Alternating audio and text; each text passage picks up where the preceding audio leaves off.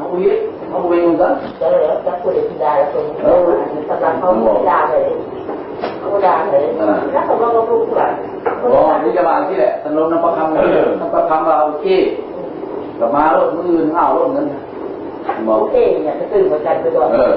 ถ้าโอเคแล้วก็ไปนั่งโอเคเราเป็นมาส่งไปมองจะต้องดูใครจะได้ซื้อไว้เลยเอาเขาไม่ส่งไปก็ไปกักใครแล้วจะส่งไปตัวจะได้ใครใช่คนบอกใครนะคนจะมาอะไรโบมาเงาแต่ว่าประคำไปคือบอกว่าอย่างนั้นท่านเราประคำตัวเล่นว่าเงินไปที่คอยไปเชียร์ซื้อมาเท้า$1,000น่ะแล้วเขาไล่หนีมาวัดมือนี่มันเท่าไหร่ไล่ของแก$4,000ไปที่4,000แล้วไม่ปล่อยแล้วโทษจะขายเลยไม่ปล่อยบอกผมโน่เตรียมตัวง่ายมันอยู่ทุกแถวที่หมดได้แล้วถ้าเขาบูดูเขาเอาตัวนั้นก็ได้เอาไปยาแล้วบัตรนี้มันออกมาได้แล้วเนี่ยโทษท่านไหนทำเอาบางทีตาประกาศเป็นคือใหม่บัตรนั้นลูกการจะเป็นคนรู้ลูกการไม่มีการเอาซึ่งนี้นั่นแหละทุกคนด้วยจะมีพลังมัดประคำทุกคนด้วยจะมีพลังแต่ยังอีกละเพราะว่าเราก็คือทั้งนี้คนเสียใจที่สุดเสียทั้งสื่อมันด่าข่อยมันด่าครอบด่าหัวพวกตุตางมันมันตันด่านชัวที่สุดข่อยว่าแจ้งเลยคือการคิดเนี่ยเป็นเอาเนี่ยทำเป็นพวกอตที่บริเวณที่หน้ามาการเนี่ยข่อยด่าข่อยเนี่ยด่าว่าถ้าข่อยเป็นคนบุรีข่อยว่าได้เป็นพลังงานหลักคนนี้เขาถามเลยเราทำเห็นมูสโตแม่คือเขาขายให้คนอื่นว่าภาพสาวสามมันเอาเนื้อตัวเห็นสู้เลยในโรงเรียนโยนยิ้มเจ้าเด็กบอกเป็นอย่างไรที่อยู่ในพยุ่งดาเขาขาวทุกอย่างขาวทุกตัวและตัวกันค้าเขามาไปซัมโซเจ้าอีกก็คนโบฟังมึงไม่ตัวเลยเพื่อแปลกตื่นเขาซื้ออะไรอยู่เขาซื้ออันนี้ผมเรียกว่าซื้อมาโลดเขาบอกโลดไม่ทำเองนะเราสนใจกันแหละเจ้าอีกนะเราไม่เคยพูดเลยเจ้าของเราพูดได้อ้าวไม่บอกเลยว่าเราต้องว่าทำร้านให้คนนั้นทำมันมีอยู่ในคอร้านนี่เอาที่ว่าเรื่องว่าโคตรหมายนะว่าโคตรหมายว่าโคตรมันโคตรเคยมาพูดเคยออกพูดเขาบอกเรื่องสายเลือดเขาบอกสายเลือดเขาบอกมีเรื่องสายเลือดมันเป็นแนวหนึ่งเราก็รู้ว่าเดี๋ยวนี้คันพวกเจ้าหวังคนทำเดี๋ยวนี้คันพวกเจ้าก็จะบนยองกันเป็นวงกันนี่บอกว่าเขาบอกพวกเจ้าพวกเราที่ไม่ได้มาประเทศลาวโอ้ยเขาเนี่ยเขาบอกเองบ้านเขาเนี่ยขัดคนที่แข็งเดียวเนี่ยคำนี้บ่มีสัมมโนตัวเลขอยู่ในหน่วยใดบ้านใดเมืองใดตั้งชาติบ่มีตั้งชาติลาวนี่ถ้าเขาตั้งเส้นได้ก็คือมาเถียงเขาไม่อย่างเขาอาศัยให้เขาขาดอาหารให้เขาโยนมือสาธุน้องเขานี่เราจะเอามือ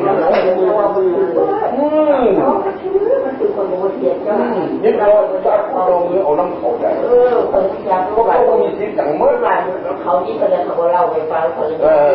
ทั้งเขาไปฟ้องพวกเจ้าห่วยเอาเรียบร้อยอย่างเช่นอะไรลูกหลานนี่กันเลยลูกหลานพวกเจ้าไม่ต่างกันลูกหลานที่แหละพอทำเอาก็เอาขึ้นไปจะพอเที่ยวร้านหลายนางบางมันได้เท่าไหร่ต้องเข้าใจว่าร่างเส้นทรงได้จะทำไม่ได้ไม่ได้ขายได้มือเจ้าบอกจะขายเจ้าจะขายของคุณจากวันนี้เฉยเขาไม่ดีกว่าจะขายนะบิน500เป็นแมกกาลี่ถ้าขายได้เงินบิน500ได้2,500ได้2,500ก็มีคนจีนไม่จ่ายเท่าไหร่2,700โอ้คนไม่ได้ตัดเสร็จนี่เอาที่กัดค่าเรื่องดอกเบี้ยคนดูก็ดอกเบี้ยเลยทุกค่าเอาดอกเบี้ยอะไร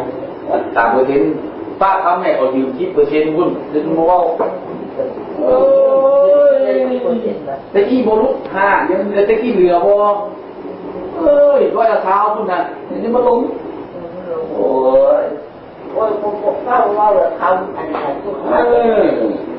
นี่เห็นบ่พูดดิเห็นบ่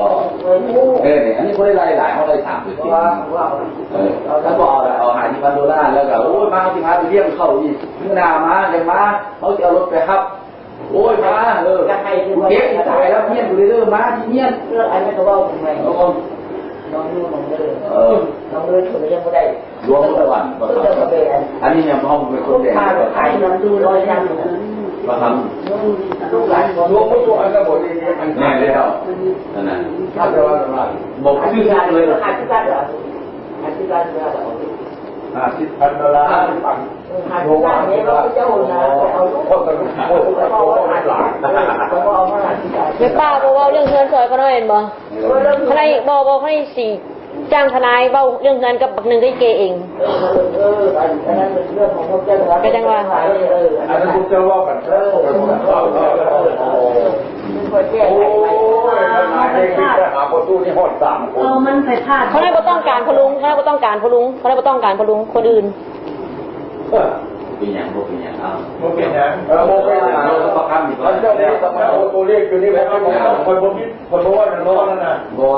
อย่างกันนะบัวแบบไหนนี่ก็ว่าดีต้องประคำมาเราจะแจ้งสันถ้าเขาบอกว่าให้ประคำจริงเลยใจอ่อนแค่ใจอ่อนเลยแล้วไอ้มันขาด2,000นี่เด้เพราะว่ามันปฏิเสธได้ยังที่ได้ตุ้ยมันเล่าอีกก็เพราะว่ามันเขาได้เบ้าเองมันเด็กน้อยมันสิผิดกันขนาดแป๊กคำเข้าไปเบ้านะเพราะคำกระถามเขาน้อยตลอดว่าเรื่องเงินมึงได้เรื่องเงินมึงได้กันเขาน้อยแป๊กคำเข้าไปมันกับผิดกันมันต้องมีทนายมันมาจังซี่อันนี้เขาคือเขาพอเจ้าคือกันพอเจ้าเอาแล้วมันว่าจะมึงไม่ป้ายด้วยที่ไรนะไม่ทำไว้จะช่วยเราอันนี้เจ้าเราเป็นคนนั้นหลังกองว่ามันไม่เข้าแล้วว่าเองดอกมันบ่ได้ดอกป้าเอิ้นนะบ่เป็นหยังแต่ว่ากับเราไปคือคนเพราะมันนั่นมันก็เลยมันเบื่อเป็นเลยต้องเอาพอเลยก็เอาแล้วมือเอาแล้วเอาไหมก็คือยังประคำเขาให้เรียกเรื่องปากกันตั้งกันคนนึงก็คือเรื่องเป็นแคช$50,000ไปถ้าออกนอกประเทศเลย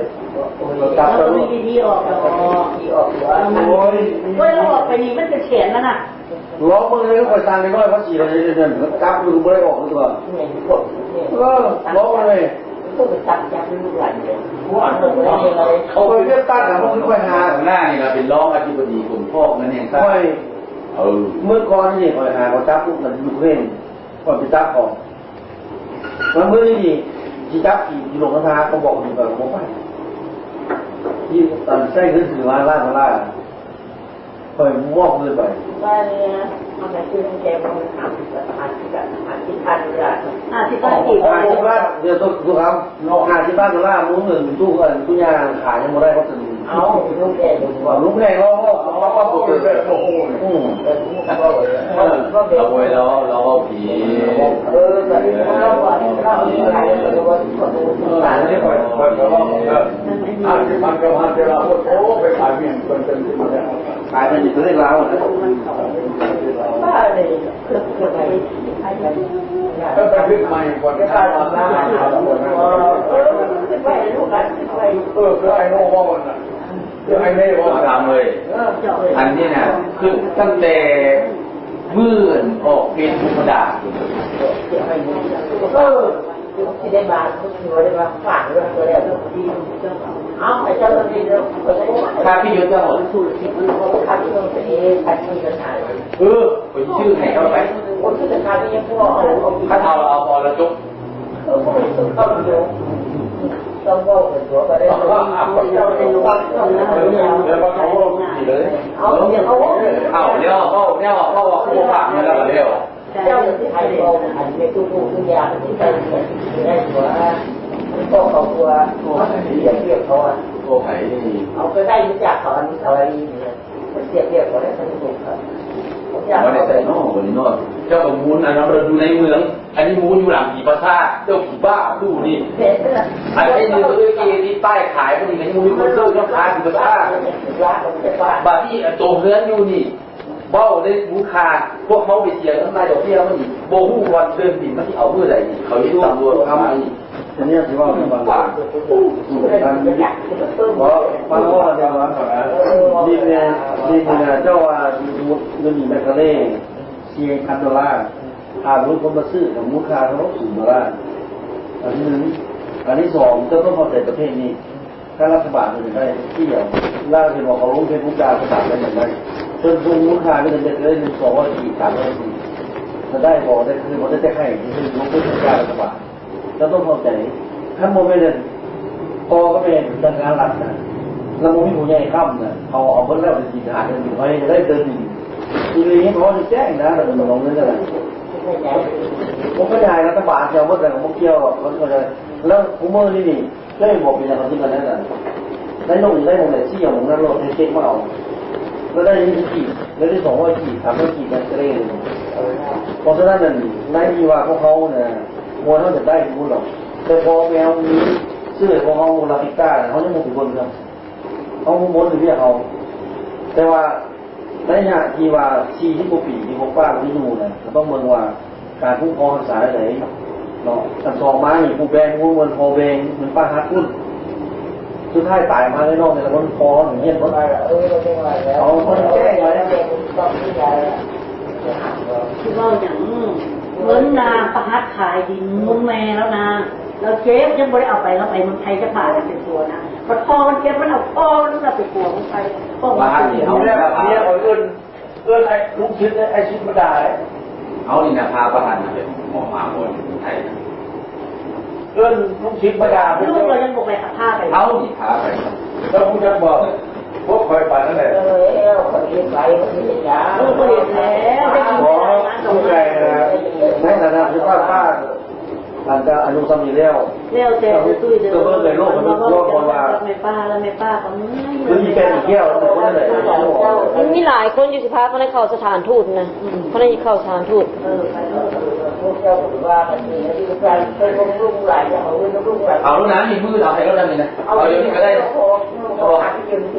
ผมพิจารณา40,000เชี่ยวของทุกได้ตัว$3,000ผมพี่ยังเกือบ1,000